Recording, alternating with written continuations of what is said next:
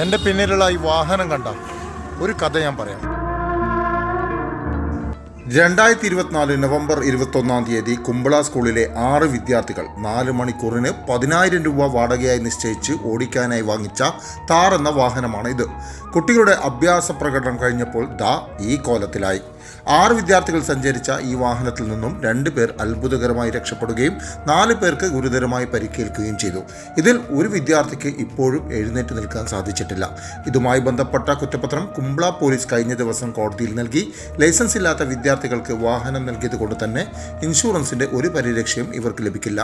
കുട്ടികളുടെ ചികിത്സയും വാഹനത്തിന്റെ അറ്റകുറ്റപ്പണിയും കോടതി നിർദ്ദേശിക്കുന്ന ശിക്ഷയും ഇനി ഉടമസ്ഥൻ വഹിക്കണം.